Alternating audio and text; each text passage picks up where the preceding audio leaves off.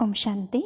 आज हम 20 अक्टूबर 75 की अव्यक्तवाणी सुनते हैं।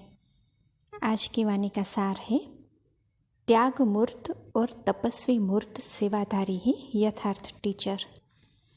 सर्वस्व त्यागी अथक सेवाधारी विश्व शिक्षक शिव बाबा ने ये मधुर महावाक्य उच्चारे। टीचर्स अर्थात सेवाधारी, सेवाधारी अर्थात त्याग और तपस्वी मूर्त। टीचर्स को अपने अंदर महीन रूप से चेकिंग करनी चाहिए, मोटे रूप से नहीं बल्कि महीन रूप से। वह यही है कि सारे दिन में सर्व प्रकार के त्याग मूर्त रहे, अथवा कहीं त्याग मूर्त के बजाय कोई भी साधन व कोई भी वस्तु को स्वीकार करने वाले बने। जो त्याग मूर्त होगा वह कभी कोई वस्तु स्वीकार नहीं करेगा। जहाँ स्वीकार करने का संकल्प आया तो वहाँ तपस्या भी समाप्त हो जाएगी। त्याग तपस्या मूर्त जरूर बनाएगा। जहाँ त्याग और तपस्या खत्म, वहाँ सेवा भी खत्म। बाहर से कोई कितने भी रूप से सेवा करे, परंतु त्याग और तपस्या नहीं तो सेवा की भी सफलता नहीं।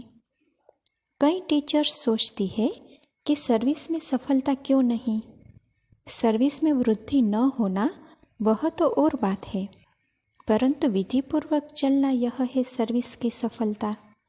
तो वह तब होगी जब त्याग और तपस्या होगी।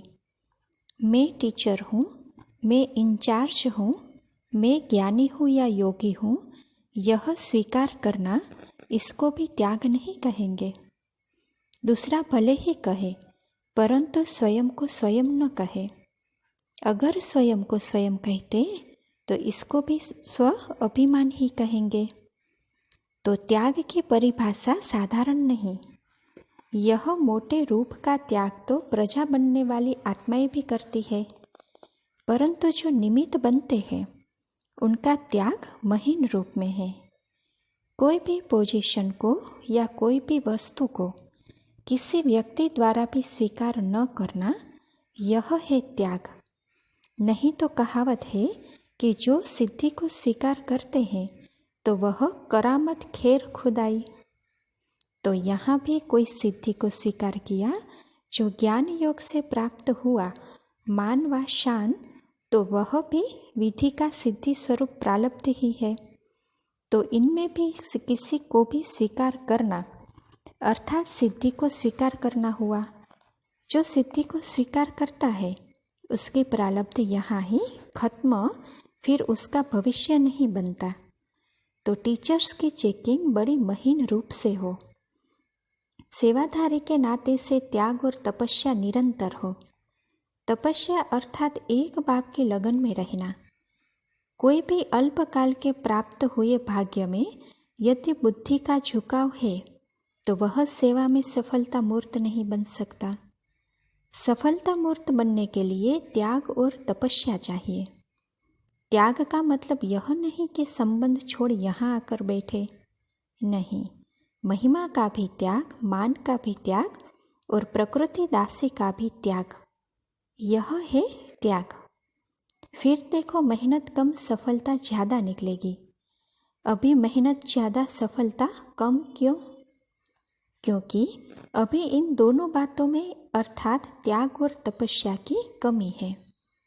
जिसमें त्याग तपस्या दोनों है वह है यथार्थ टीचर, अर्थात काम करने वाला टीचर। नहीं तो नाम मात्र का टीचर ही कहेंगे। टीचर्स को कोई भी सब्जेक्ट में कमज़ोर नहीं होना चाहिए। अगर टीचर कमज़ोर है तो वह जिनके लिए निमित्त बनी है वह भी कमज़ोर होंगे। इसीलिए टीचर्स को सभी सब्जेक्ट्स में परफेक्ट होना चाहिए। टीचर्स का यह काम नहीं कि वह कहे कि क्या करूं, कैसे करूं, या कहे कि आता नहीं। यह टीचर के बोल नहीं, यह तो प्रजा के बोल है। ऐसे अपने को सफलता मूर्त समझती हो? चेक करो, कहीं न कहीं रुकावट है, इसलिए सफलता मूर्त नहीं। जहाँ त्याग तपस्या के आकर्षण होगी वहाँ सर्विस भी आकर्षित हो पीछे आएगी। समझा? ऐसे सफलता मूर्त टीचर बनो। ऐसे टीचर के पीछे सर्विस की वृद्धि का आधार है। ऐसे को कहते हैं लकी।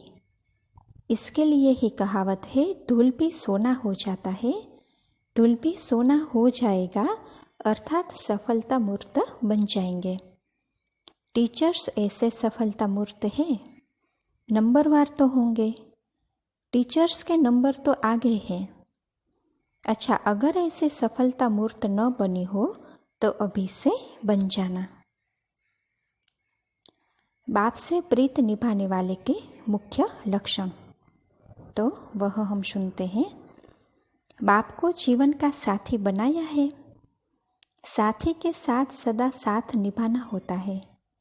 साथ निभाना अर्थात हर कदम उनकी मत पर चलना पड़े तो कदम कदम पर उसकी मत पर चलना, अर्थात साथ निभाना। ऐसे निभाने वाले हो या सिर्फ प्रीति लगाने वाले हो। कोई तो अब तक प्रीति लगाने में लगे हुए हैं, इसीलिए कहते हैं कि योग नहीं लगता। जिसका थोड़ा समय योग लगता है फिर टूटता है, ऐसे को कहेंगे प्रीति लगाने वाले। जो प्रीति निभाने वाले होते हैं वह प्रीति में खोए हुए होते हैं। उनको देह की और देह के संबंधियों की शुद्ध बुद्ध भूली हुई होती है। तो आप भी बाप के साथ ऐसी प्रीत निभाओ तो फिर देह और देह के संबंधी याद कैसे आ सकेंगे। अच्छा, अब फिर प्रश्न है, वह सुनते हैं। बाप द्वारा प्राप्त हुई शक्तियों का प्रैक्टिकल जीवन में शक्तिपन की निशानी क्या दिखाई देगी?